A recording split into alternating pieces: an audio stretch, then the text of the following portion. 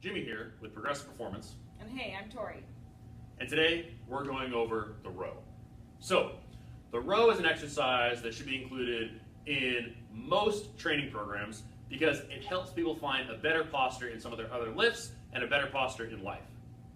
One of the reasons why the row is so important is because we spend a lot of our times with our shoulder blades protracted or shoulders forward.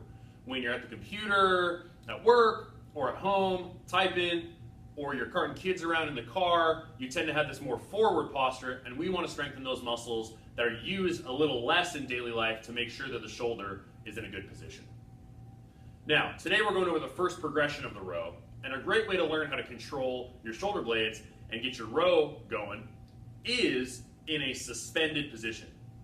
This suspended position is going to allow you to make sure that your core is engaged and you're focusing on your posture in that position, as opposed to some of the other positions of the row where you can get away with being a little bit lazy, and once we get to a more advanced version, that's not going to serve you well.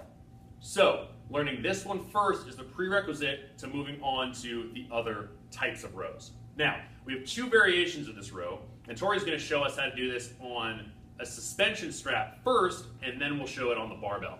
So, Tori's grabbing these suspension straps. She's going to lean back. Don't worry, you won't fall as long as this is rooted in properly, okay? She's going to let herself kind of fall back, keeping her body nice and straight, okay? She's going to go ahead and pull her shoulder blades together, initiating that movement, getting a nice tight squeeze through the back here, and getting these shoulder blades together so much like you're pinching a pencil or pinching a quarter between your shoulder blades. Okay, she's going to slowly lower back down, and as she does this, she's making sure she doesn't let those shoulders pop forward, and she's making sure she doesn't let those shoulders come into her ears when she's pulling herself up. So go ahead again for me, Tori. And one more time. And then now Tori's going to show us a bad version, so she's going to let those shoulders come all the way up in the ears, and those shoulders come forward as she pulls. So go ahead and pull. And right, you see the shoulder up high and everything. It doesn't look good, it doesn't feel good. Okay? So we're going to get those shoulder blades down and pull that back and retract those shoulder blades. Okay? One key point with this exercise is to make sure that your core is quiet, meaning as you pull yourself up, don't arch your back and hyperextend. We want to keep that all nice and together. One big cue I give all of my clients is breathe out to set your ribs, and then you're ready to go.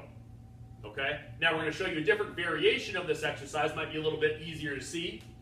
We're going to come over to this barbell here, and what Tori's going to do is you can take any barbell on a squat rack in a gym, in a commercial gym that you work out in, or even if you got this set up at home, easy, okay? What she's going to do is she's just going to pull her chest to the bar and back down, right? Now, she can keep those knees bent to make it a little easier on you, but if you want to make it a little harder, she can lay those legs flat out and then pull up to the bar. That's going to be a little bit of a harder version. Same rules apply. We're going to really squeeze our back together, pulling our chest up to this bar and keeping your back from hyperextending. So again, breath out, set your rib cage, and you're ready to go. Okay? Now, if you feel your shoulders creeping up into your ears, then you gotta relax and let them fall back down. Okay? This is a great exercise to start building those muscles in between your shoulder blades and those muscles in your back, and this exercise can be done very frequently. So this is one of those exercises you can include every day that you work out because it doesn't need a whole lot of recovery time. Your upper back is a great muscle structure or muscle group that doesn't need a ton of recovery like your legs or your chest might. So, add this into your program, and this is our first progression. We'll be coming at you with the next progression soon.